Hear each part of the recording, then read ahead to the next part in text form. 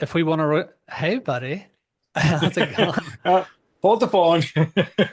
I can Let hear me you get and I can situated. see you, so Perfect. that's great. Good. I'm just trying to work Um, out all the technical side of things, my end, but I appreciate your patience. And then if, it's you and me, bud. yeah, yeah, This will be fun, and I it's know gonna be you have a awesome. purpose behind it, but it's not a coincidence that this stuff is happening right now. And Yeah, where you seem to have peaked, there's a lot of things when I think back to what led up to here, and I listened to a couple of the things that you've started to push out now. Um, it's your time. thanks. And the thing I love the most about you, forget your journey so far and forget focusing on mine. The similarities between you and me is when we decided we wanted answers, we got our ass off the couch and we went out and we got them. Yeah, absolutely. Yeah. Proactive, right? Get out there and start looking.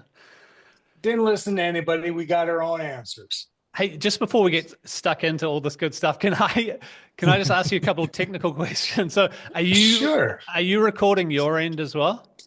I'm not, but I believe now that it's Zoom, I can. Let me check. Okay. No, I don't have that option on my end. Okay, that's all right. I'll Okay. yeah. Unless you want to make me a co-host, and then perhaps I can. It's all right. I'll just record my end. Cool. Yeah, I'm just not totally familiar with Zoom and what it's going to actually record. I guess it's just going to record this screen. Um, okay. Are they all right? Let's just roll with this and I'll send you the recording afterwards. Does that Here's sound? what I suggest, because Yeah, this yeah, isn't going to be the last one we're going to do. yeah. Let's get whatever you want to get accomplished here. And Okay. then the next time is going to be on my dime, on my platform. And that way, it's going to be my turn to ask about you. Okay. That sounds Deal? good. Sure. Okay. All right, beautiful. All right, so Sweet. let's get stuck into it. I mean, you obviously have an awe-inspiring story, and what resonates with me, your story with me, is just the details about Talos and the society and how they structure it and how that information can potentially serve as like a North Star for us and where we're going in our direction. Like it's beautiful. Like the information that you're putting out there is like it's beautiful and it's super positive and it's inspiring and those are the kind of messages I'd like to be sharing with the world. And I'm glad that you're getting out there and sharing your experience.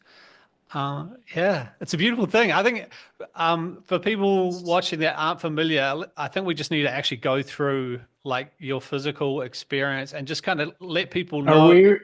we're still in the green room? Yes. Yeah, well, just at Are the, we ju- recording? yeah, we're recording. Yeah, yeah.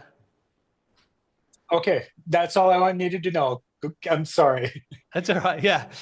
Yeah. So for people who are kind of just being introduced to you, I think if we just spend the first part of this interview kind of going through your actual physical experience, and I think it's important to let people know how actually real it was. Like we're not talking about astral projection or hypnosis or meditation or anything like that. This is as real as you can possibly get, right? Yeah. It's boots on the ground would be the best 3D way I could explain it to you. Yeah, but there is obviously a dimensional aspect which we need to kind of let people know as well, right? So they can kind of get their head around it and understand it. Do you just want to Yes. talk about that quickly? Yeah. Oh, man, there's so many layers of Mm. things that really I'm going to take for granted that listeners can appreciate. Not the least of which is multidimensionality. Because once you get a hold of that idea, then we have some common ways to discuss the things that are coming into people's fields now that some of us that vibrate at the right level are experiencing, and the rest of us around us, they don't see any of it. The veil is getting thinner, though. The other day, when I was listening to one of your broadcasts, you were talking about the states of um, dimensionality. Yeah, The one thing that I thought that was missing from that, and sure. the reason that we're all here in this Earth experiment in the first place, is we're here for physical experiences. And the fourth and fifth dimensions are physical dimensions. So now our form is going to change as we evolve, but we're no longer going to be carbon bodies that wear out in 80 to 100 years. You're about to step back into your light form and pick your avatar. And now, but it's still a physical environment. Yeah. Did it feel any different? Do you know what I mean? Like as far as like senses or vibrancy or anything like from a sensory experience, did it feel any different Yeah. being in the fifth dimension? All of your senses are much more acute. Yeah, wow. But it's funny, the sensations you're talking about, the boots on the ground part that yes, I had, there were stages of that where we defied gravity. Here I am in another physical realm. I sat on this thing next to Alex and it took off and hovered away. Now, during that time, it was moving. I was seeking the sensations that we're all used to when, wind goes by you as you're moving, right? There ain't any of that. And yet there you go. Yeah, wow. How fast were those like teleport or not teleport, the levitation platform You know, transportation? I I wasn't paying attention to the speed of the thing because I was paying attention to everything that was around me. Yeah, yeah. And I didn't spend a lot of time on it. That Mm, time when we passed from the place where we got on it. I call it the staging area because I don't know yeah, what yeah. else to call it. From the place we were on there until we reached, the level where we reached, level one of Telos, that wasn't a very long lava tube. And I was more fascinated when the light started coming in from the opposite side and struck crystals that were clearly embedded into this wall. Every inch you moved, it changed the freaking light refraction. And it was like being in the middle of a kaleidoscope. You That is didn't want it so to what stop. that is incredible. Yeah. So if you had to put like a time frame from the staging area to where you first actually view Telos, like minutes, right? Like Minutes. under 10 minutes kind of thing. Yes. Yeah.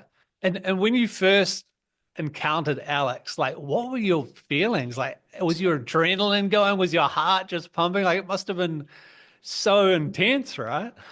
When I turned around, well, from the point at which I was sitting down and realized that there was an opening behind me and I stood up to take it in, Mm, it took me a moment because I was there around noon. And so sky's clear, sun's bright. All of a sudden, here's a hole behind me that there wasn't.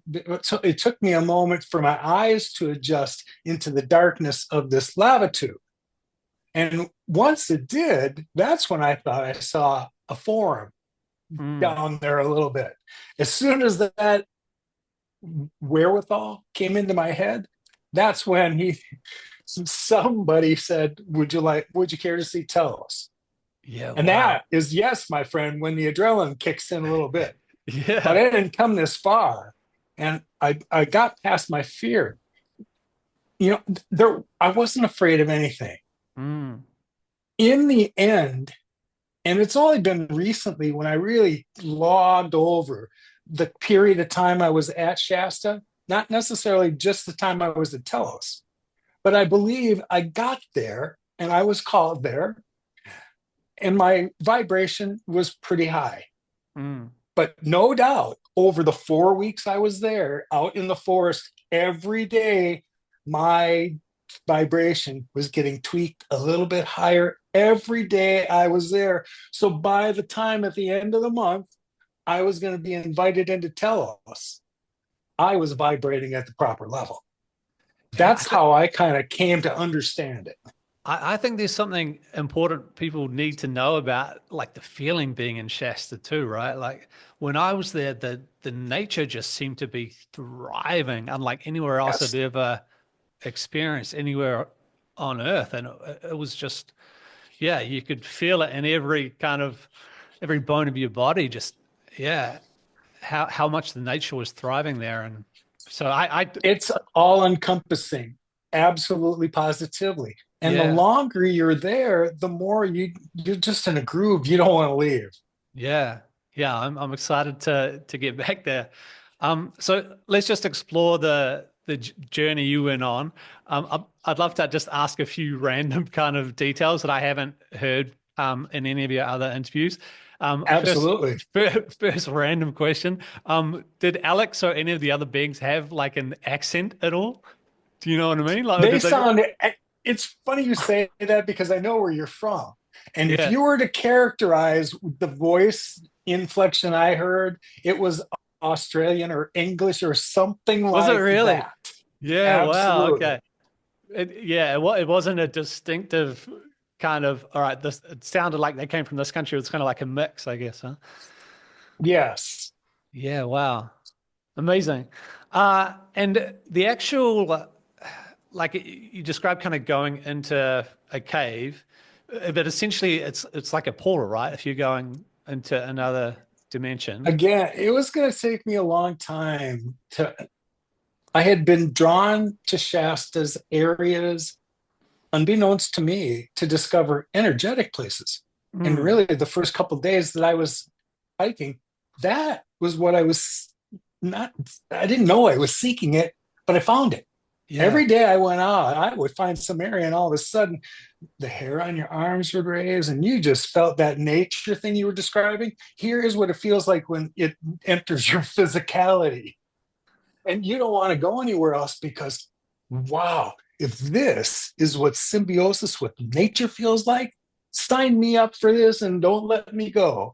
All you want to do is come back tomorrow, do the same thing all over again. At the end of the first 2 weeks I was there, because I thought I was going to be there for a week, hook up with my son for a week after that. But by the end of the first week, I had not gotten enough of Shasta. And Mm, so when I reached out to my son, he said, stay as long as you want to stay. At the end of the second week, that week I had seen an older couple about my age, and I crossed their paths during the time that clearly they were there hiking too. Well, Friday was their last day there, and we all started out in the same place up on Old Ski Bowl Trail, that trailhead. yeah. And I could tell they were saying their goodbyes. And I could overhear their discussions, and they were remarking on how their physicality was just like jacked. Yeah. And that was the day it finally occurred to me, Lowell, you've been hiking every day like you're 20 years old without a break in between. And you didn't even think about it until that moment. I should have needed a day in between each of these hikes. I was going through elevation changes every day. You know what it's like there. There's no simple hike in Mount Shasta.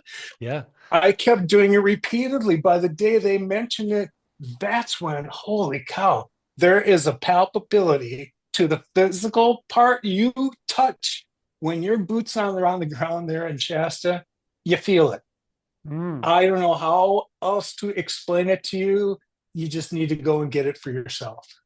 And just speaking about like your overall kind of health and level of fitness, I mean, I've heard you say in other interviews, you've really noticed like a difference in your overall health just from like the meditation practices and Yes. raising your vibration. Let's just get into that really quick because I'd love to put some information out there that is like practical and helpful for others. So Yes. do you just want to talk about the types of or type of meditation that you did and kind of your practice or routine that you stuck to and for You how long know, you did it for and yeah, I do like talking about this part because okay. if you were going to ask me what really opened the door for me to be able to experience these things, it was a meditative lifestyle. And as much as I wanted to understand how to meditate in the past and had experimented it throughout my 3D life, when you tried to find time to do it, I could never find that quiet space everybody was telling me that you could achieve. It was going to take a TIA at the end of 2015. I had a mini stroke. And that was kind of the 30-day recovery period where my surgeon suggested that during the recovery time, you might want to consider a variety of therapies, and one might be meditation. Well, it was a perfect time. I was going to be on a couch for the next 4 weeks. Let's see what we can find. I can tell you, I tried every app I could find, every reference on the internet I could find. It seemed like the one thing I could not find was whatever this mantra they're talking about. I don't know where you get one. You can't seem to go to like Amazon and you'll find one. It would take me going back to seeing The Secret, the movie The Secret. While I was laying there, I decided I'd watch it for the third time. And in there, several people were involved with transcendental meditation. Just like that, it kind of clicked, and I thought, well, here's one method I hadn't explored. And when I started to do the research, you're quick to find out there's a lot that is just simple and easy with transcendental meditation. But I would be remiss not to really underscore how simple and easy it is, but where it came from. Maharishi, when he brought it to the masses, he wanted to train us the way he had been trained. So that model has been trained to every trainer after that is trained exactly the same way. When you decide to participate in their program, it's 4 consecutive days. The first day is 90 minutes. The first half hour is dedicated for you and your teacher to thank, first of all, their teachers, offer something in return. And here is where you're going to receive your mantra, your sound energy signature that's yours and yours alone. You don't share it with anybody else. And then the remaining hour is your first opportunity under transcendental meditation to take advantage of it. The following 3 days, you repeat the process only for the 60 minutes. You don't do the initial first half hour again, but you're in a group with others on these days. And so now you have a little bit of an appreciation for the differences between when you meditate by yourself and when you're in a group environment, because, oh, that dynamic seems to amplify things. By the second day, I glossed over a lot of it. And I should point out, there's not a trainer that's been trained properly on every corner. And so when I started to seek one out, when I was in Santa Rosa, California at the time, you know how things line up. The trainer lived like a mile away from where I was. Of course, things were going to line up. Since then, I did what they had suggested. Well, let me tell you a little bit more about the 3-day training. By the second day, I had noticed that I used to carry this sensation in my belly all the time.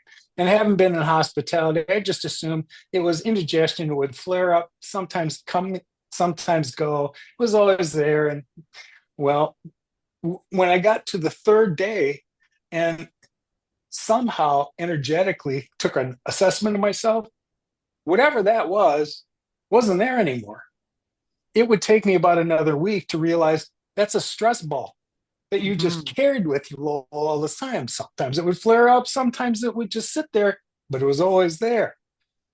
I somehow had achieved a level of peace where I could get rid of it. And I didn't know what I was doing.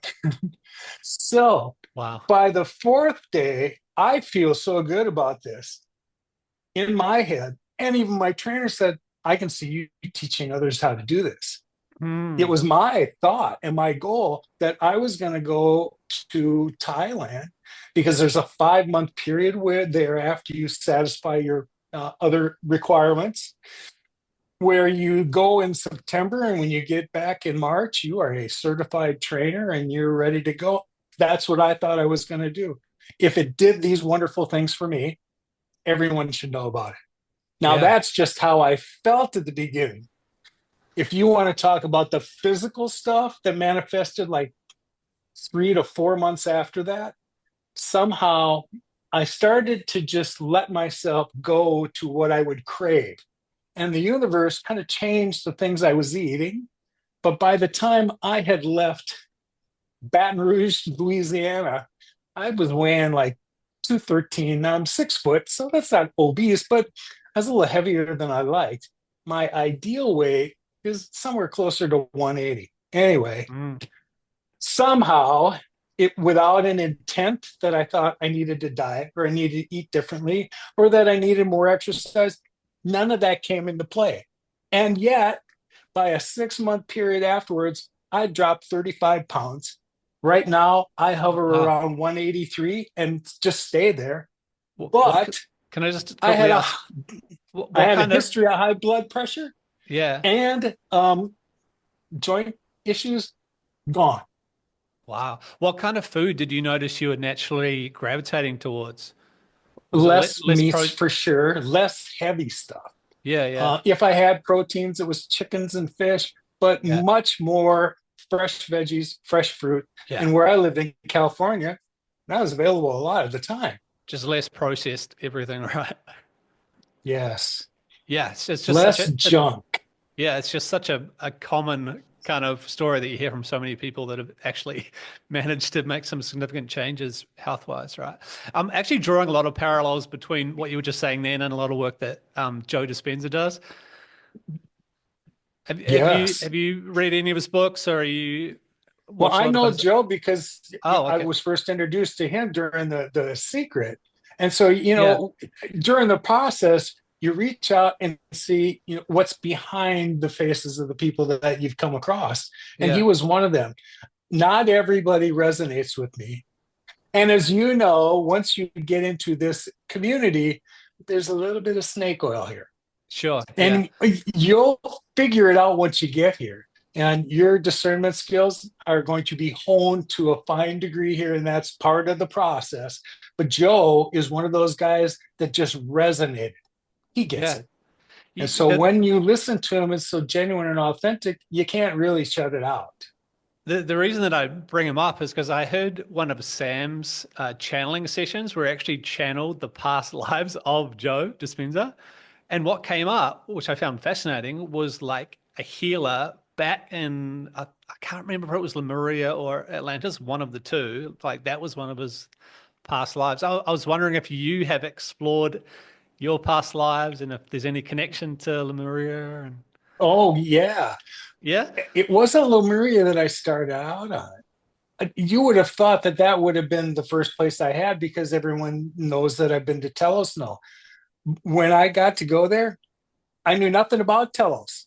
I only know a little bit about the Lemurians, and that was because what motivation I did have to learn about past life experiences, which I had a chance to do that about a month before I went to Shasta, was mm, in Atlantean terms. Oh, I knew that I was there somehow, but you can't learn about Atlantis without learning about Lemuria. Yo, yes. We had had past lives in both those places. I've drawn parallels to places like in Avalon when Avalon was part of the civilization we were going through. And by surprises, you finally get to where we reached places in Egypt. Because if any of us have been to Lemuria or Atlantis, and a lot of us have been to both, we've certainly done time in Egypt. It's mm. funny today, Dave Wallace and I were on a podcast and putting something Oh, together this morning. We were talking about this process and the idea that the Lemurian and Atlantean technologies, I don't want to take anything away from them, is just waiting for us to vibrate at the right level.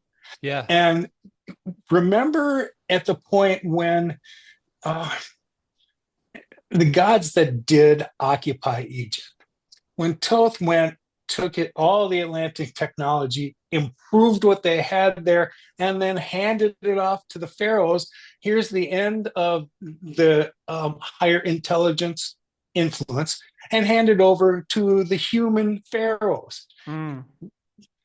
We're at that point where Egypt is going to be taken back by Toth and the higher intelligence people, and those of us who vibrate at that level, we're coming back to take it back.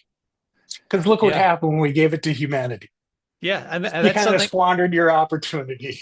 that's something that comes up in the Law of One as well. They actually said, yeah, we tried to teach them the ways of the pyramid and all that good stuff, but there was distortions towards power manipulation, right? And that's Yes. yeah, that's exactly like Yes. another parallel. There's just so many parallels that, and I love connecting all these dots. It's Me too. yeah, yeah, They're validating for me. Believe me, it's cool to be me and have extraordinary experiences. But what I lack are touchstones mm, who've had similar experiences that can help walk me through what's going on. But the yeah. tribe has been showing up over the last few years, and you were certainly one of them when you showed up and told me what Sam had to say. So, Yeah. oh, there's no coincidence in any of this. I don't actually have any experiences at all. Like I haven't seen anything, but Yet, I'm just absolutely fascinated with connecting the dots and exploring what all the different channelers say and what all the people that have had direct contact say. And there's just so much stuff that lines up. It's dude, you incredible. will. And here's why I say that. You're at the point in your journey when I started to listen to your first few things on your channel. I Mm. can see where your head is at. I can see where your dedication is to help others understand it. I was in your same spot not that Yeah. long ago, pal. So Yeah. it's great for me to see somebody else that gets it, Yeah, who knows he's here to help others in his little circles also get it. for sure. Yeah. Yeah. And I'm finding that through exploring all these different societies that are set up in a holographic way, like where the mindset is focused more on the collective rather than the self, you know what I mean? The needs of the collective. Like that just seems like a beautiful future if we can start aligning in that direction. We just need to do it quickly. And the Yeah. reason I say that, and anyone who listens to this needs to understand, yes, we're all talking about people's individual alignment raising, raise your vibration, whatever you can do. If you don't know what that means, try and feel it. Mm. What? Because Earth is in a cosmic cycle and she's not waiting for us. She's moments away from occupying her new dimensional space. And we're sounding the alarm so that all of you can raise your vibration to match hers when she gets there. Yeah. The clock is ticking, and there's Well, a finite amount of 3D time left. I found that document on your website actually really useful, just as far as like practical step-by-step guide on raising your vibration and things that you can do. And there was so many parallels with that and all the information that's taught in the Law of One. So I think, what's it called? The Ascension Handbook, is that right? The Ascension Handbook. Yeah, Would you like yeah, me to tell you how that came into mind? I didn't channel that. I certainly didn't write it. yeah. After my Telos experience, when the word got out, the third interview I did with was this young lady from Australia Mm, who had heard my story and wanted to document it for her listeners. At the end of that, 3 days later, she had sent me a message and said that she was done editing it and she wanted to know if I wanted to take a look at it before she was going to make it public. And if you knew anything about Ascension, our listeners would love to hear what you have to say. Well, at the time, I did not. right. But it triggered something in me, Adam. And later that day, I got an email from somebody who had listened to my interview with her and had sent along that document Mm, from the authors whose name was Master Tony. Master Tony had completed this document for publication in 2012, but now you can see all the parallels to it. If you just remove the timeline, it installed in there. Oh no, this is working out. Just ignore the timelines. That is absolutely when these cosmic cycles reset. mm. But now where we are, we've moved so far into this new photon belt that this energy we're taking in, it's been meant for us cosmically for a while. We're just in the right place at the right time. Can I get your perspective on something in the document that I hadn't heard before? It was a new concept to me. So it was like a little bit to wrap my head around. But the actual transition, as described in the document, made it seem as though it was almost like overnight. Do you know what I mean? I thought Yes. it would be like a kind of slow, gradual transition. I have a better appreciation for that. Let me describe the process a little bit for the people that are listening. So, what I read in the Ascension Handbook and what I thought I understood is that through this upper cod cycling that the Earth has gone through from the third to the fourth dimension, that I almost saw this sphere like going through a membrane. Mm, And as it passed through the membrane, everything south of this was third dimensional, lower density, and everything above, oh, higher frequencies. This can't get through here because the vibration isn't high enough. But those things that can, oh yeah, pops through. In my opinion, once it was going to hit like 51%, well, she's gone. And here, new Earth has been formed, and 3D Earth had entropied away. Well, the concept is correct. I had a better explanation though recently.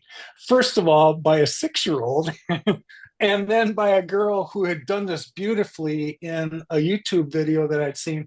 And she suggested, think Earth, think of Earth as more like a cell going through mitosis.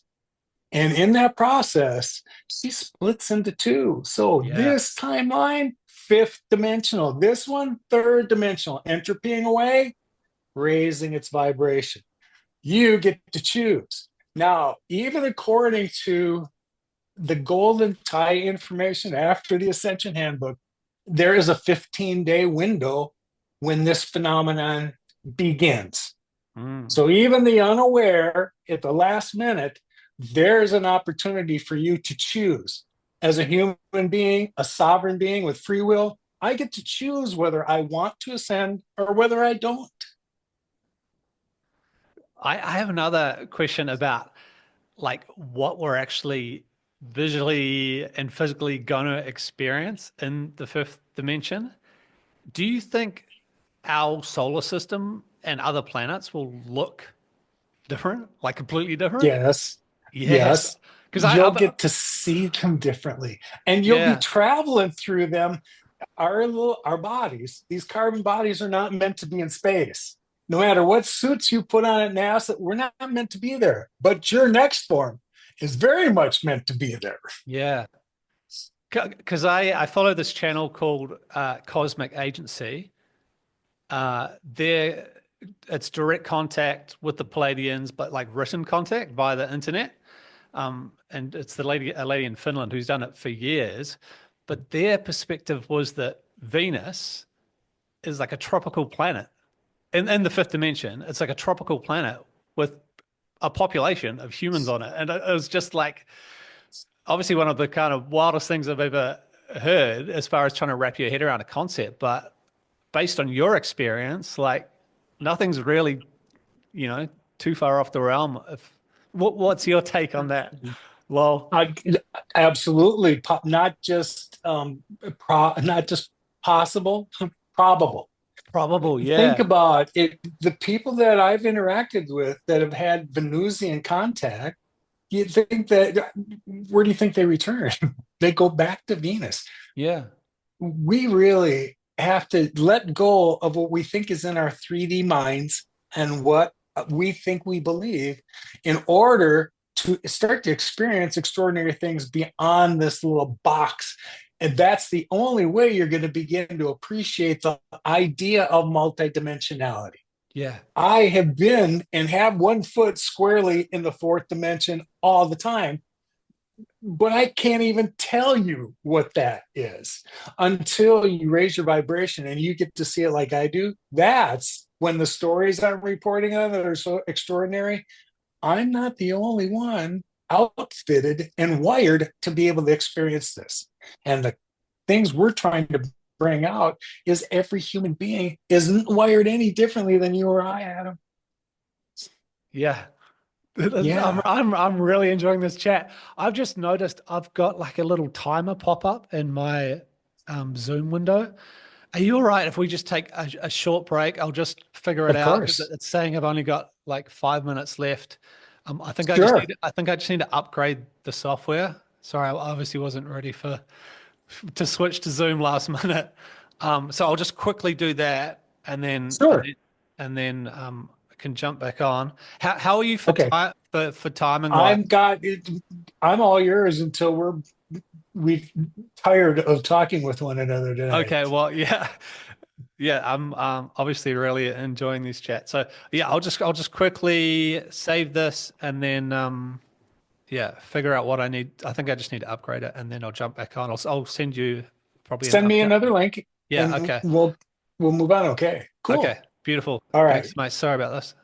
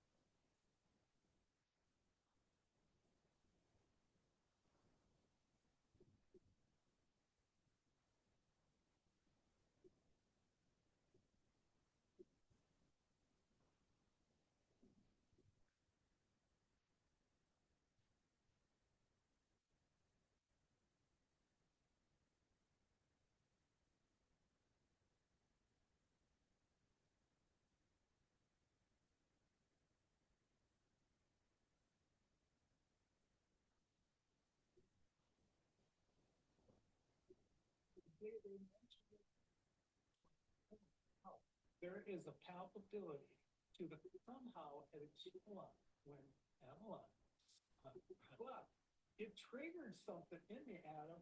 And later that day, I got an email from somebody who knows whether I want to send her.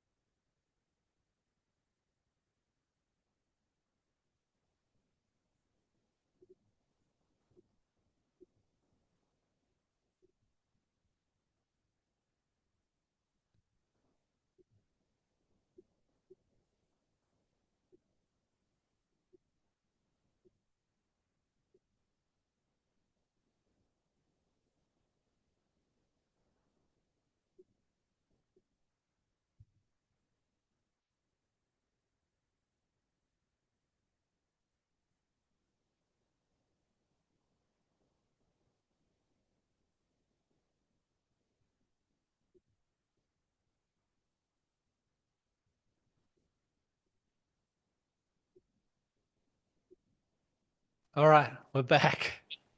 Hold on. Okay, there we go. I'm just going to change my view to gallery and off we go.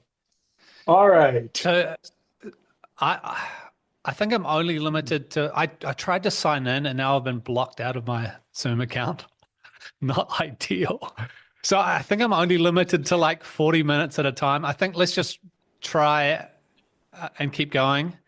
Yes. I'm sorry for I apologize for the technical difficulties, but And next time, it'll I get didn't better. know what it was. I got 100 Zoom seats, so we could have done this on my platform, but let's just continue with what we've got going because we're in a groove. Yeah, I think so too. Yeah, Yeah. absolutely. All right. So, um, yeah, we were kind of talking about what things might look like in the fifth dimension, right? As far as our solar system and other planets and really just there's kind of this endless scope of what is going to be possible in the fifth dimension. What are some of your takes on what we might discover, who we might discover? I'll tell you what I'm excited. There's not enough time for me to cover when people have asked me if I've been back to Telos. I have not. Would I Mm. like to go back there? Absolutely. Do I intend to? Yes, without question. But having said that, I was led to remind people that I know of things that I've read about in at least nine or 10 other books. I'm well aware of 10 um, inner Earth cities. Yeah. And there's a greater understanding that there's 120 of them. A Yeah. lot of them are Lemurian outposts. Some of them are old Atlantean colonies, but there are a lot of colonies and civilizations we are not familiar with yet. And some are humanoid and some are not. So, what we should get used to, because what this last week has illuminated to me is that contact for people that are ready is right around the corner. If you think we're all waiting on it, we're having contact. We've had contact. We're trying to tell the rest of you, get your shit together because the vibration level is right around the corner. They are here to assist through Earth's shift. That's kind of why I mentioned Earth's independent, rise. We're hanging on. We're just little sentient critters crawling on the surface while she makes her way to her next phase. We're here to assist with the process. So, in that process, there are physical things that we're going to go through the time of the shift.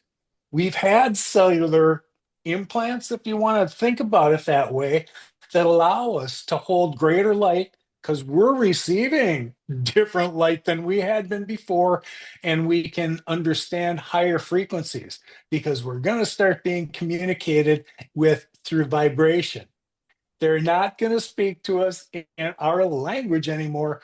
There is a higher level of communication that's right around the corner, and some of us are already plugged into it. Yeah. I actually, just to go back to what you were first mentioning with the other inner Earth cities, I pulled a bunch of notes from, how do you say her name? Is it Sharula? Cerula Sharula? ducks. Yeah. I'll just mention a few. So we've got Rama underneath India, the Ulgar cities, Shonshay, which is under Tibet, Xinhua under the Gobi Desert, and then some Atlantean cities under the Mato Grosso Plateau in Brazil, and then a few more under the Atlantic Ocean. But that, I mean, it sounds like there's even more than that too, right? Legit. There are. These are the ones that we're aware. I'm not even quite sure how we got that information to be active, but it resonates with many. Mm, Um, all I can probably say in its defense is the Lemurians and all of them, even though they've made it clear they're here, they've protected themselves from this vibration. There was intent why they sequestered themselves to maintain their own vibration so that it would not be affected by the drop in density caused by what's going on in the surface. But mm. once the surface did, they've been waiting with their own little technologies that they've been stored away, fifth dimensional, wonderful things that they're happy to share with us once our vibration rises. And we can demonstrate that we're responsible humans instead of the ones that like to blow stuff up. Yeah, absolutely. And what was their when after you had the meeting with them, what was their kind of, did they give you any kind of direction? It was just basically like you can tell people that we're here, share Yeah. our story and try and help other people to like come to terms with that. Is that kind of Yeah. how you left it? And then sorry, Well, and one little follow-up question is, mhm. do you have any way to like connect with them now to figure out when Yes. you might want to go back or anything like that? Yes. And so Mm. do you. But we'll get to that later. Okay. Yes. When they had their say so in this little meeting we had, and once I responded with "I'd be honored," that part of the meeting was over. So the idea that I understand now why there's an interest in humanity because they've just reached a level of intellect that their emotions really don't kick in anymore. And that's what makes humans so special. What we like to make things better. We like to take that and tweak it and make it a little bit better. And what causes that? It's our emotions. That's what makes us special. They've kind of transcended all that. So when they see what we can do with our energy and their technology, wow, watch what humanity is going to do next. Yeah, amazing. And then what is your kind of method to connect with them now? Um, you,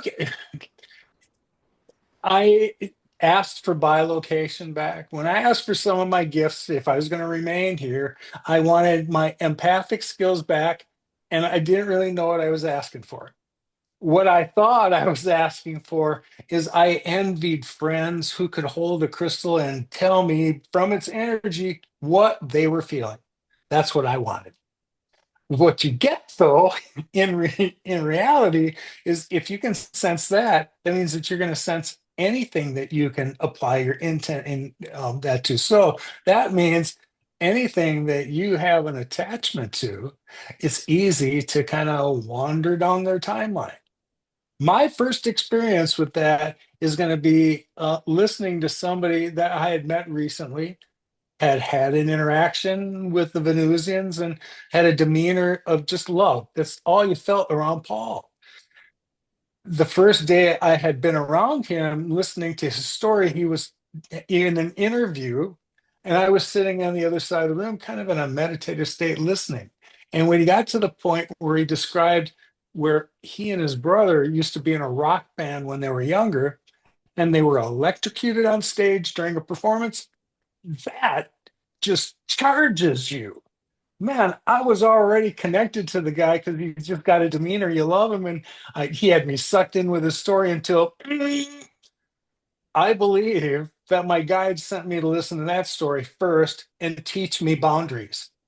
Mm, Protect your aura, Lowell. Yes, you can wander down these people's timelines, but now you learn you don't want to do it. And now you know why. Because when you let your too much of somebody else's energy in, and that's all us empaths love to do, I can't really understand your perspective unless I feel it. And mm. that's what we empaths are here to do. But there's a danger associated with that for ourselves. And it's not that we can't transmute that energy, but it's a freaking process. Once I take your hit, I got to figure out a way to get rid of Yeah, yeah, absolutely. Well, it.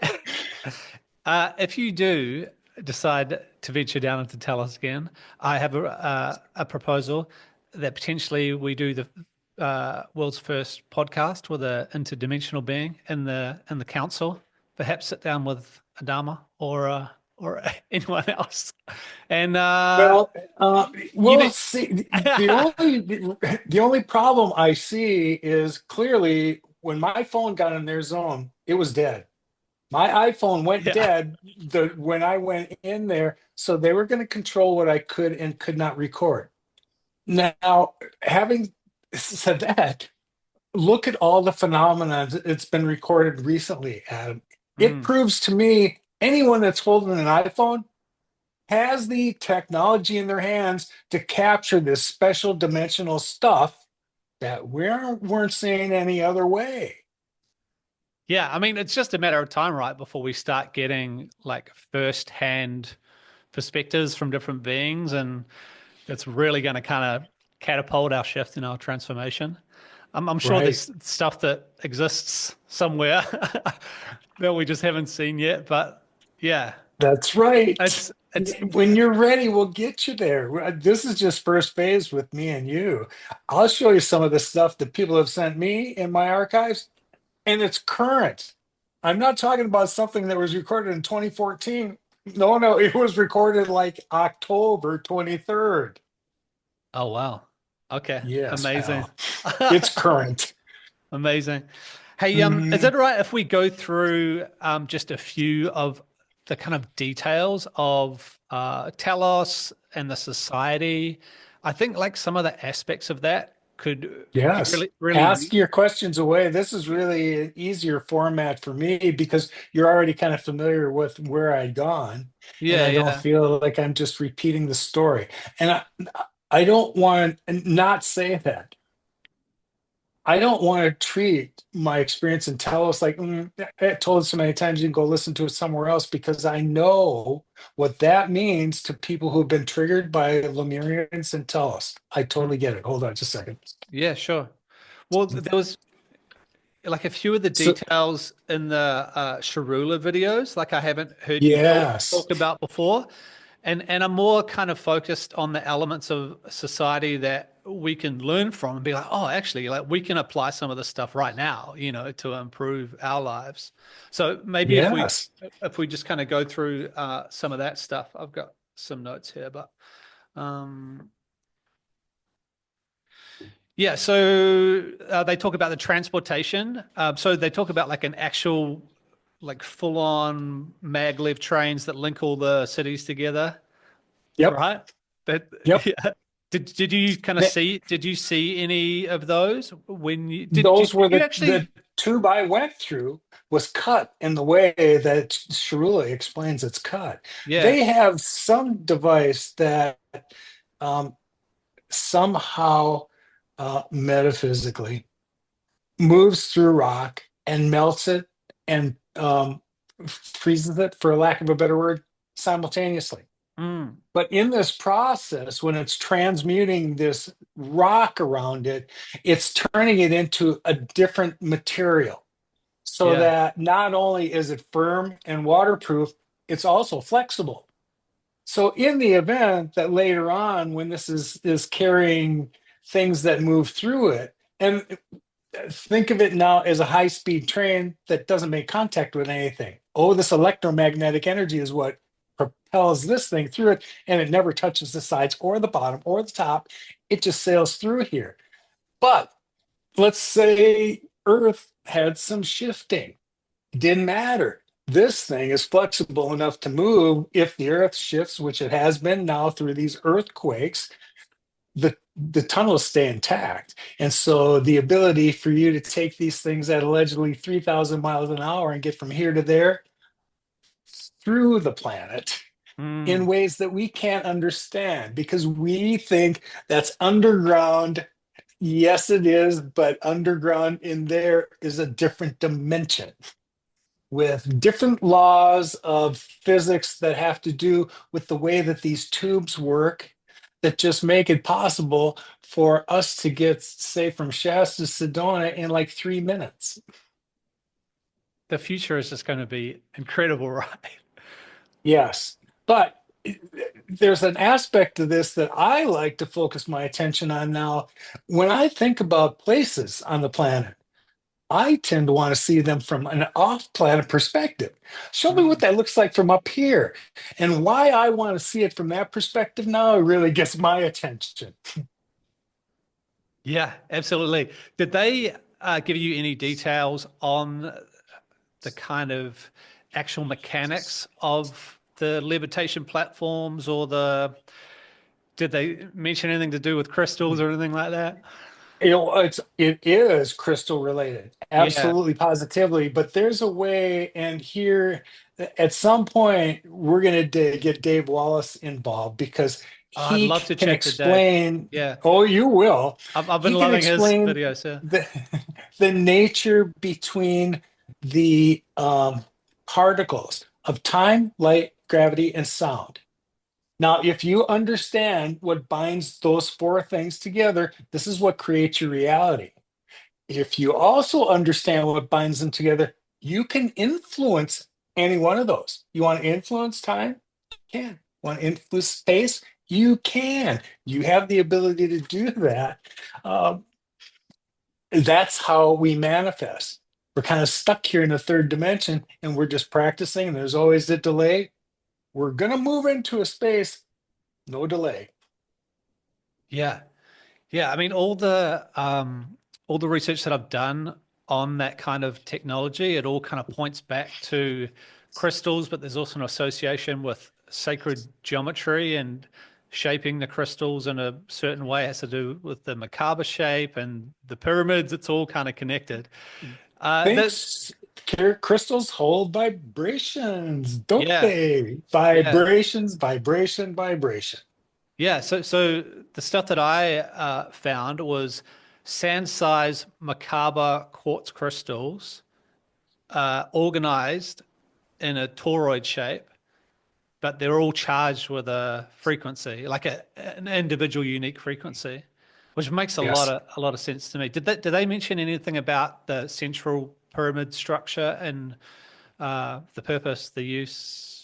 That thing is massive. Yes, it serves as an energy beacon for the place. And the capstone on the top that was gifted to them by Venus serves a purpose that serves the community.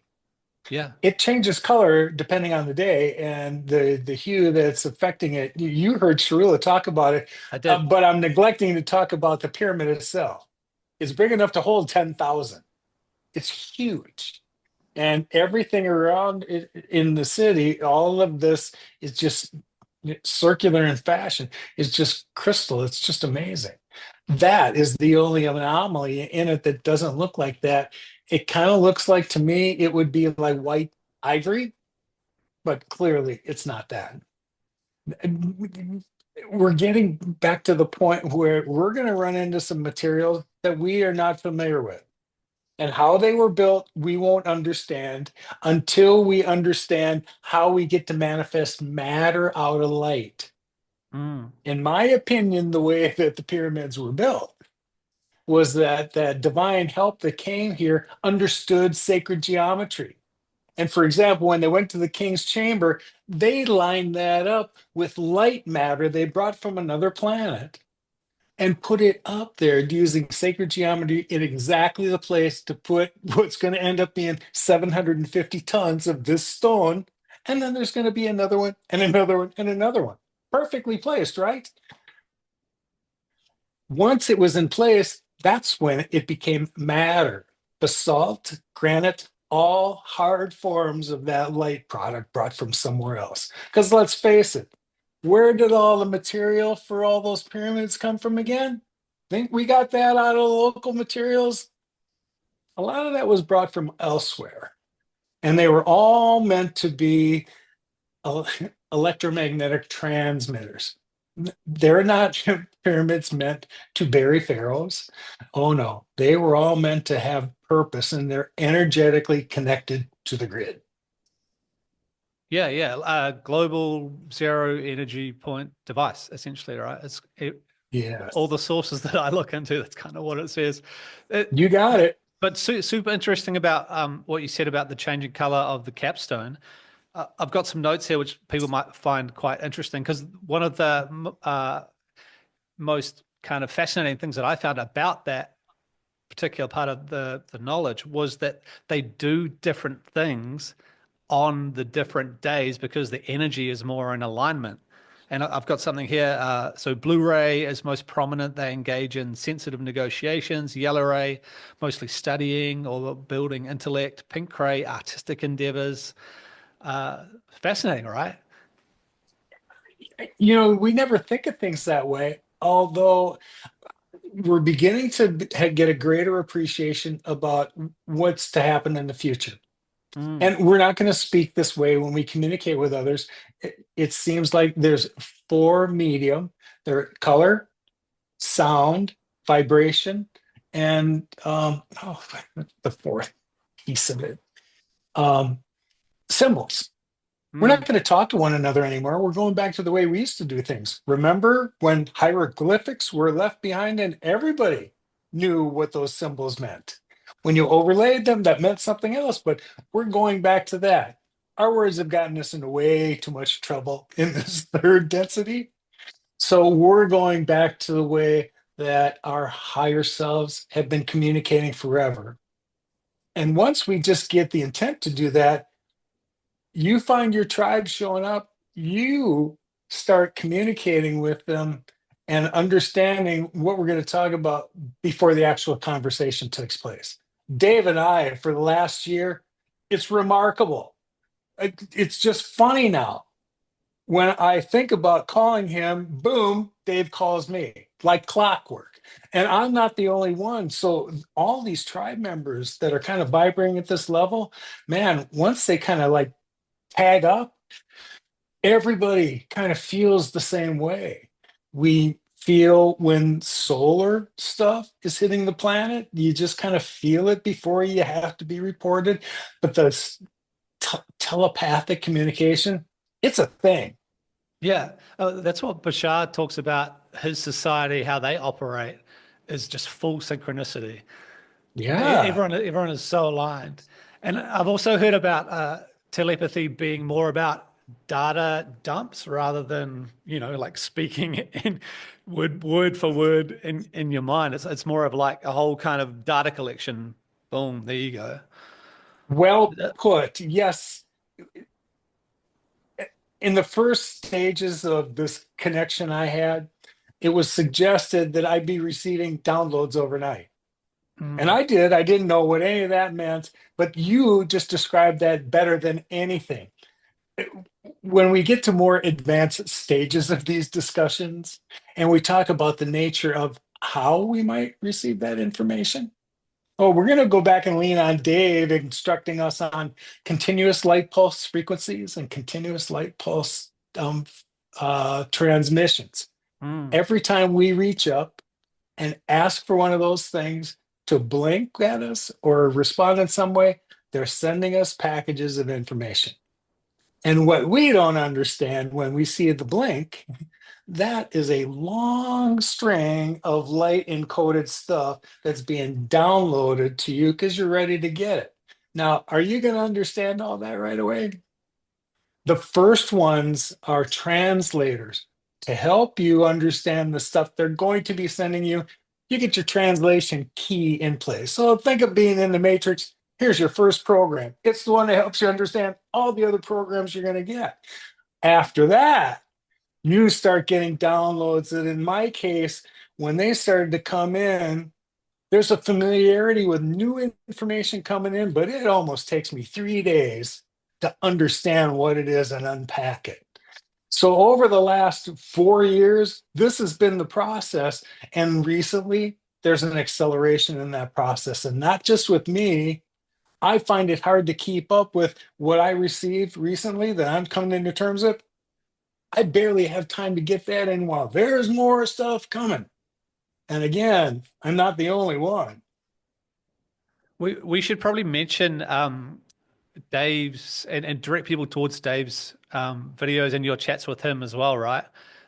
Now that we mention him here, Dave so is can a you just real quickly experiencer. give a Yes. summary of because his experiences are phenomenal as well, right? Do you want to just quickly Yeah, give a I'm summary? really in no position to tell somebody else's story, but his is worth repeating. And of all the people I met in these conferences that I participated in, Dave and I met at, I think, the second one in Shasta that I participated in, and he had not spoken publicly before about his incidents, which his experience was not an abduction. But Dave voluntarily left the planet and for 3 days headed off to the Taurus system. When he got back, 3 days of our timeline later, he came home with clothes that weren't his, and it was going to take him days just to kind of come back from the change in energy. And I really didn't have an appreciation for that until recently when I had some more insight on people that have been, if you want to call it abducted, that's one perspective, but people that have had interactions with other beings. And I can't stress enough, most of those have been benevolent and research related. Have we been visited by beyond Earth sentient beings? Absolutely, positively. Have they taken the opportunity to explore us and understand us better? Absolutely. Have we been returned intact? Yes. Have we had marks and things left from before? Yes. I finally heard somebody explain the nature of some of these marks that were left behind on these people during these experiences. And it had more to do with our vibration and what had to change for us to get in their environment to be examined in the first place, and then to return us into this form. Yes, there's a little bit of adjustment that takes place when you come back into your body from that. Here's where I don't really want to speak intelligently about things that I have not experienced myself, but all I can appreciate is that there is a circle of people that have gone through those experiences without a doubt and come back better and enlightened and knew the downloads they received were for the betterment of everybody. But there were people that have had unfortunate experiences and it got the better of them. I can't deny that. It's just not where I focus my attention because I know where we're going. But we're not immune from the residue left over by that negative stuff. I don't think anything new is being introduced because of the current vibration of the earth. But again, we can't get past the crap that's been here for a while.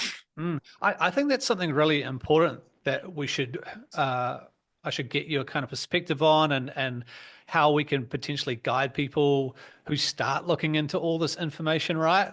And because I'm with Yes. you, I really gravitate towards first of all, like the direct contact experiences where there's been an exchange of information, right? Yes. Those are the ones that I'm kind of looking for. It's like, great, what can we kind of learn? Like, how can we cooperate with these beings and, explore together in the future and all that good stuff.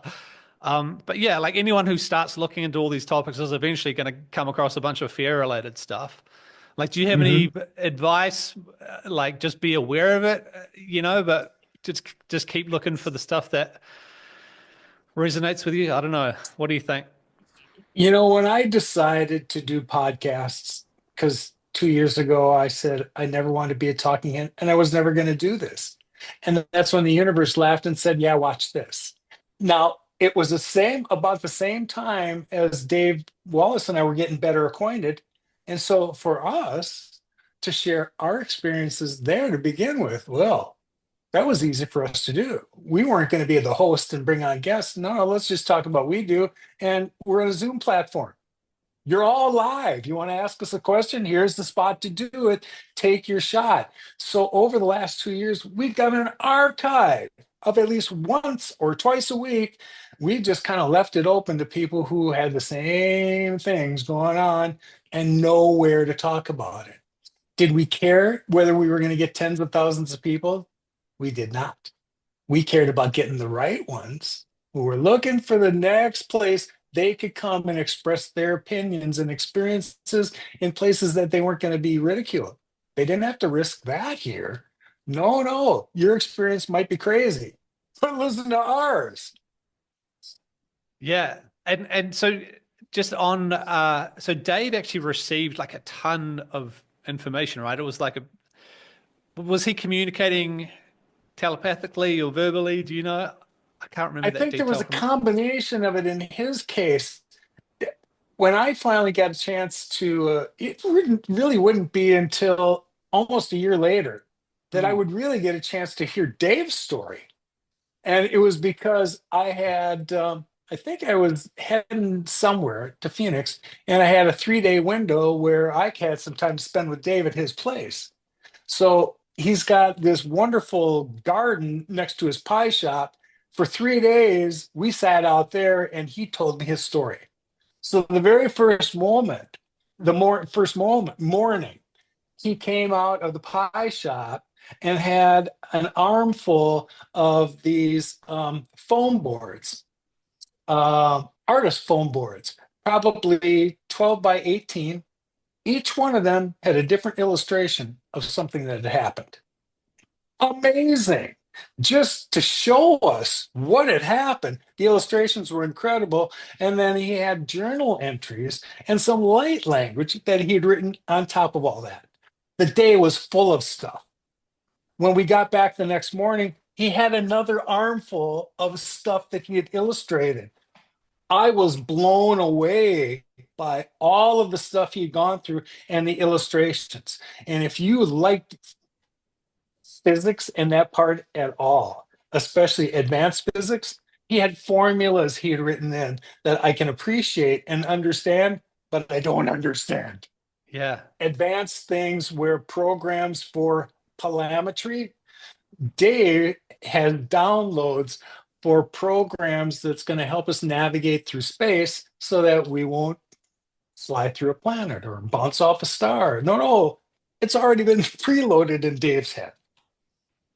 Yeah, I think that's something people don't quite appreciate about stellar navigation is that like it's very similar to like an Earth airport. You're gonna need to have like space traffic controllers and you have to like I've heard you have to like go into hyperspace a certain distance away from planets so you don't affect them. Well, There's yes, that's still very 3D thinking because we right. think you're going to go from this spot to this spot and I'm going to go like that. No, no, no. There are black holes. And Mm, there are other places for us to navigate our way through the galaxy. And that's why we get there so quickly. I had seen finally an example of it in the sky. I was at near Shasta one night, and there was somebody else that was there who wasn't there to observe the orbs all over this property. We went there to see, and always are never disappointed. He came to look at the sky that night. He'd brought a new piece of equipment, and he picked the right spot to look at in the sky, or clearly we were meant to see this. While he was looking at this particular piece, he had zoomed out and we could see where there were three craft. Looked like they were kind of in a triangle formation. And while these things were there and moving a little bit, all of a sudden you saw what looked like a circle take shape and open. And all of a sudden these three craft went in it, and then this thing disappeared and gone. Now, he videotaped it. He took some screenshots of it so we could see what we saw. And oh yeah, there is it's not a black hole, a time warp, or whatever you want to call it. It's one of those holes that get you from here to wherever it's going without having to fly off and not knowing where we're going. The craft just disappeared. yeah, I've seen some other renditions of the same thing. There's one I found, I think it was in Australian skies, where all of a sudden you saw this little tiny purple ball get really big, and then all of a sudden this thing fly out of it. What? yeah, I've heard a lot of different things about the means of navigating from a stellar perspective. Yeah, like you were saying, opening portals, also Yes. also like enveloping a ship in a toroidal frequency map. So like you said, it's not hyperspace or hyperspeed. You're literally like changing the frequency of where everything inside that toroid exists.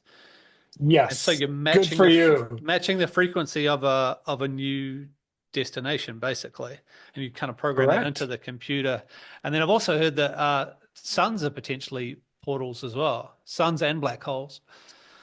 We only think that the sun's this, mass of plasma out there. No, no, it has dimensional life there too. Mm, And when we get to the next levels here, we're not going to worry about if it's underground, are we too close, are we going to burn? You're not that form. Those dimensions are not physical like that. And neither is the sun or any other planet. yeah, yeah, absolutely. Hey, Lol, I'm so sorry, but I need to reset this Zoom thing. Are you all right just to do like another 10, 15 minutes? Is Sure. that all right? No, no, no, pal. We'll exhaust as much as you need to. We can go again. It's no problem, honest. Okay. I'll quickly send you another link and then Okay, yeah, I'll go through like some of the aspects of Telos, which we haven't covered yet, which might be useful for people. And then we can good. wrap and then we can wrap it up if that's all right. That sounds great. Okay. Thanks. Sorry for the Okay, stopping and starting, but no problem, pal. See you in all a right. minute. See ya. Now, I remember, well, let's just continue. We can talk about it, Okay. everything else another time. Okay. But yeah, it's been a good learning for me. So thanks for your patience just in going through it all. All right. So we're back in Telos. Um, did you go to, when you went on the tour, did you go to like every level or just kind of the central No, area? Yeah, yeah. no, we saw the first level, which is where I really got to see like the cityscape view. And then there was a period where we kind of where wherever we were going next, there was a period where I got to hover, where we came down closer to, the tops of things, and you could start to make out people. There were a couple over there and three people over here, and you get close enough for you to be able to see their faces and make eye contact. In my case, I keep saying there's 5 or 6 people whose faces I looked into. And when I did, I knew them. And more importantly, they knew me. I just felt like I'd been here before. Now, I didn't know about past lives in Lemuria or any of that connection to Telos at the time, but it sure felt like I belonged here. Were they all dressed in a similar fashion to Alex Yeah. and Yeah, kind of white robes and right that day, which I won't understand and appreciate until months later when Diane Robbins, who's written 3 or 4 books about Telos and Adama and Inner Earth, and when we got to meet and she befriended me, there was something that she had pointed out when I mentioned the capstone that she said she neglected to put in any of the books. And it was her who told me what happens on the color days before Sharula did. Yes. oh wow, so that actually lined up. It Amazing. sure did. That's why when I saw them in these white gown like materials, everybody was in white. Like I said, Adam had some other like ribbons on him. And I don't know if that was indicative of anything. That was the only thing that set him apart from, anybody else as it pertained to his garb. Mm. Speaking of that, you've just brought up another thing that I remembered from Sharula's videos, like a really interesting aspect of their society and a holographic society in general is it's kind of like, all right, so what about the jobs that no one wants to do, right? Because you kind of just choose what you want to do that aligns with your interests. If you want to make art, you make art. If you want to, Yes. if you want to build houses for people, you do that. But what about the jobs that no one wants to do? And they said that they assigned those jobs as kind of like community service to everyone, but you only end up doing them like a few hours every month. But then Right. you're also doing so you'll have like someone that's a farmer doing a job like weeding the garden or picking up animal poop or whatever with someone that's like part of the Council of 12, so it creates this Correct. camaraderie. I just found that like a really fascinating aspect of a holographic society. And yeah. It's how the collective behaves, Adam. Yeah. Everybody's in it for the same thing. Nobody's better than anybody else. Mm. We all have individual gifts. As you pointed out, the farmer had expertise, others don't. So it's just natural for him to love to dig in the dirt. That's really not a chore to him. It's in passion. So that's how people play it out. If we were to be able to understand the idea of mystery schools, which is how they raise their children, that they let the children explore and figure out what they're curious about. And then their curriculum is created. They're still going to grow up with a lot of other kids in this space, but none of these kids are on the same journey path, all learning different things, serving their individual mastery. We want to get to the bottom of whoever they're going to be when they grow up, and none of them are the same.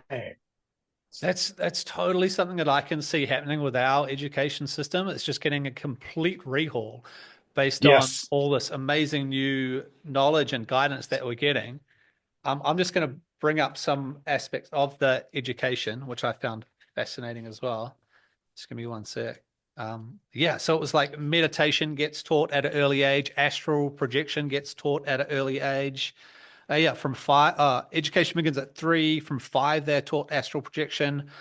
From 12 to 19, they kind of join a group of other young people, and they're given priests and priestesses as mentors, and they just come out so much more kind of secure of themselves. Like it's such a beautiful example of how our education system could be, right, going forward. Yes. Have you had any experience yourself with astral projection? Is it something that you actively, yeah? Where have you been, lol? Tell When me. I was young, when I was in my 20s, I had heard about the process and how you practice. You lay in bed at night and you picture that corner up there and picture yourself, seeing yourself from that perspective. Now, I didn't think I was having any success with it, but nonetheless, it was imprinted in my being that I had the ability to do that. I just had to focus enough attention on it. And when it occurred to me, I was in my early 20s. I didn't really care about such things. However, all upon looking back, it demonstrated I already had that in my toolbox. You know what I mean? I just wasn't calling on it. And every one of us has the same tools to do that. So when I get up to go, I can't tell you the destinations I've been. All I can tell you is the experiences I've had elsewhere.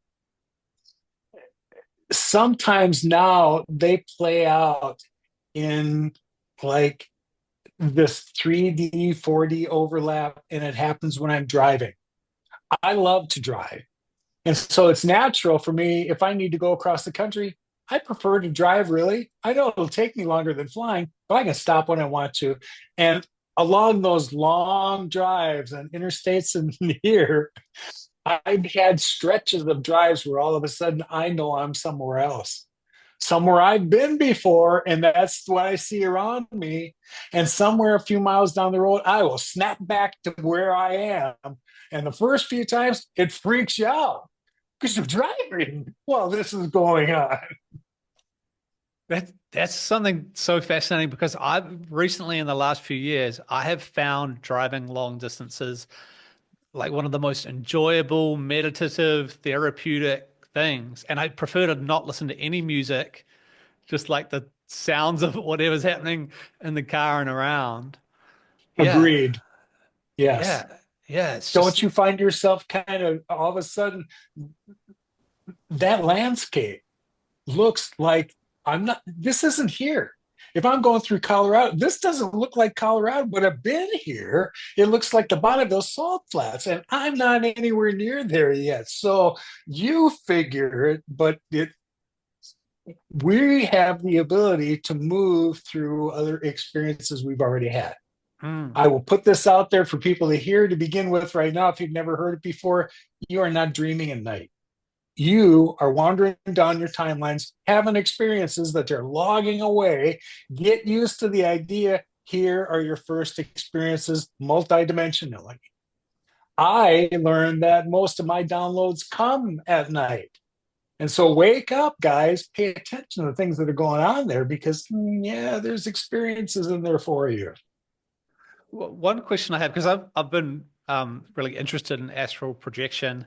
I've had some chats to Robert Edward Grant about his experiences doing it from inside the pyramid. He often stays in the king's chamber overnight and does it. Uh, but I'm fascinated with it. I'd like to do it, but is there like a process? Like, how do you know you're not just kind of imagining, using your imagination to imagine you're somewhere else? Do you have any insight into like the process? There's no 3D explanation I can give you Yeah, that'll okay. understand it. All I can tell you for certain is that once you vibrate at the appropriate level, you'll just find you have the ability to do that. And Hmm. once you have the experience, that's when you'll know you've had it. Yeah. Until then, it's not anything we can tether ourselves to somebody else to get. They can't Sure. even walk us through the process. You just, once you're around people that vibrate at that level, somehow yours raises to the same place and you have to find your way there yourself.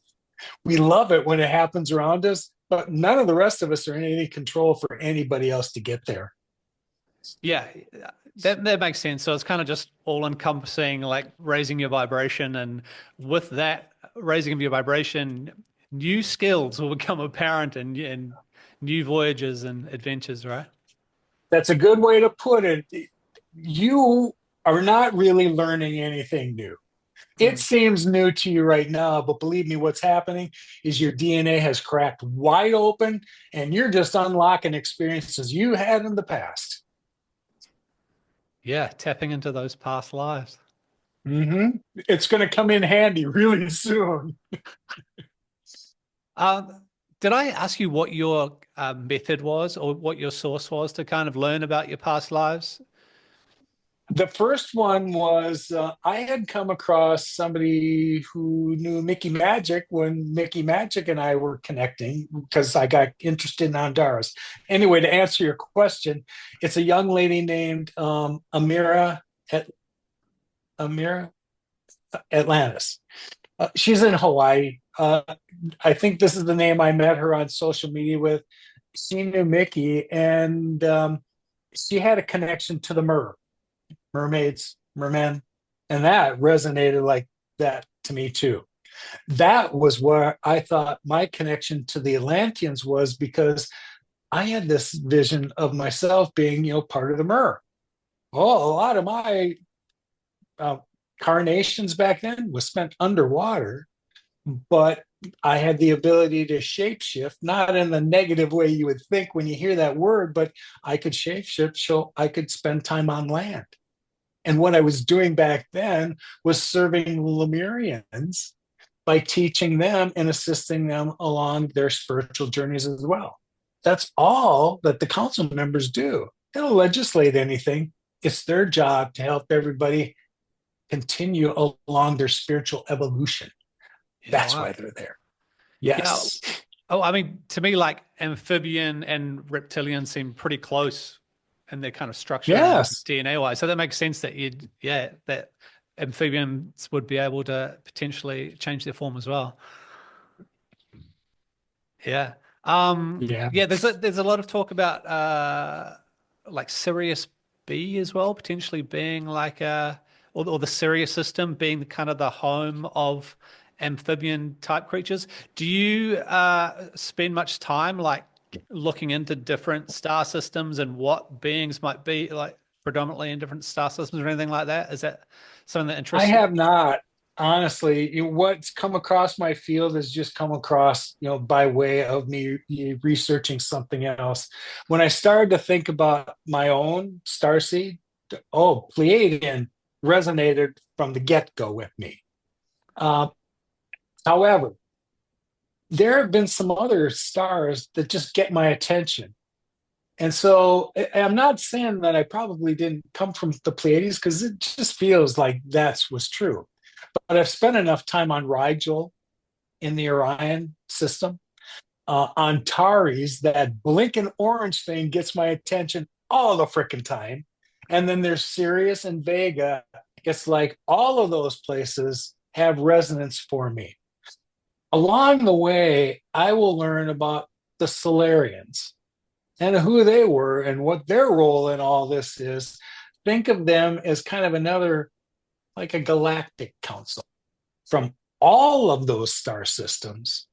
And their job at this point, when I heard about their involvement, it started to take place in the mid 90s. And when you heard about the Solarians returning to steward the Earth, they were recovering those lower dimensional elements that the Nephilim had had some dominion over for a while. It was all part of the plan, all part of the way back to source and reunification. When the Nephilim wanted to, have a footprint on Earth when she was around, they were limited to those realms. But as you can see, we are moving out of realms where that vibration can't exist. And we're almost all the way out of it. Still got some residue to deal with. But the Solarian's job was to come back and start to precondition those surface areas to higher vibration areas already. And the list you're familiar with: Shasta, Sedona, Egypt, Greenland, Glastonbury. You are familiar with a lot of these places where you've heard about people go and have extraordinary experiences, or they were drawn there in their minds to help clear. That's exactly what's taking place. They're part of this Solarian effort. And either the people that went there originally, their job was to help clear the space first. Just get the vibration on the property ready. You're a light worker, you come, you plant your light here, and that aura will be left behind. You just elevated this area, and I dare somebody to come here and walk through it and not feel it. The next people would be drawn by what they left behind. And now their job is to continue to take that light they felt and spread it to other humans when they showed up, because they're showing up to these areas and they didn't understand why. These areas had all been preconditioned to these higher vibrations already. Because when we're not done with catastrophic stuff on the planet, are we? These areas are being prepared energetically for the time when this shift really begins to happen. And that kind of 15-day window we were talking about, people are going to have to shift into. Here's where it's going to be really important to know where these places are. Because part of the planet, we're not done with land masses that sank or rose. Oh, we don't know what to expect yet, but I'm pretty sure it's going to happen. Happened in Lemuria, happened in Atlantis. I kind of think, I get this feeling like Lemuria is going to raise a little bit. And what we used to see as the Hawaiian Islands, oh, that's the landmass coming to surface again. That's kind of what a sense I get. We've had changes in land masses we don't account for when we look at the globe. We like to think that, oh, Lemuria was over there in the Pacific and we just kind of plop it on the map. The globe was not like that when Lemuria was on the surface. There's just a lot of things that we need to open our minds up to, that we've only ever seen things through a 3D lens. And believe me, guys, there's a whole nother thing to look at when you just start to tip your toe into the fourth dimension. Yeah, I mean, that aligns with a lot of the kind of history that I've been researching to do with where Lemuria was located and potentially around pole shifts, which was why we think the Ice Age occurred, you know, where there was Yes. why we think there was a global ice age, where in fact it's just North and South Pole were in different places. Is that Yeah. something that It's aligns with what you have Oh, looked my into? friend, it's important that you say that, Mm. because there is a pole shift associated with all of these changes that are coming. Oh, yeah, the planet's going to shift in some way. So I suggest that when that happens, this is at the same place where this evolution and Earth's consciousness is going to rise to. So don't freak out thinking about the catastrophic three-dimensional results of all that. You're lifted into new Earth, into new space. And oh, is there entropy going on around you? Yes, but you are in a different element of it and unaffected by it. Yeah, I think that's something really important to kind of stress to people is just how this is all part of a natural process and that we really do have True. so much to look forward to. You Yes. know, there's a lot of fear narrative out there with UFOs and aliens, but like the big picture of it is just phenomenal. Like what we're going to get to experience Yeah. and explore, and who we're going to interact with, and those are the kind of I don't know. That's this kind of stuff I want to be exploring and talking about Good for with you. others. Yeah, It's good to be curious about it, because contact is, it's been made for a while now, yeah, and it's getting more widespread. My wish for all of you is just open yourself up to the possibility. If you want to have contact with higher dimensional beings from inner Earth or beyond Earth sentience off the planet, the time is right for all of that. And some of us are going to serve as ambassadors, as a bridge to both, Adam. Yeah. yeah, amazing. Lol, is there anything else? Just about out of studio time. Is there anything else that you would like to leave the people Yes, with? I wish Any everybody final understood message? multidimensionality today, and we would be a lot further down the road. At least they'd prepared for the what we want to teach them next.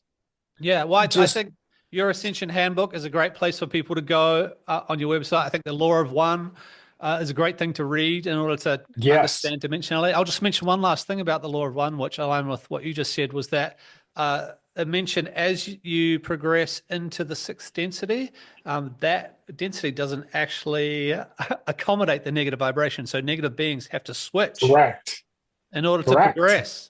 which I found interesting and fascinating, and it just aligns with what you were saying before. So, there are choices, along the way as a sovereign being. And then you reach a level with the collective where we don't label things like that anymore. No, no, your being is so connected to source.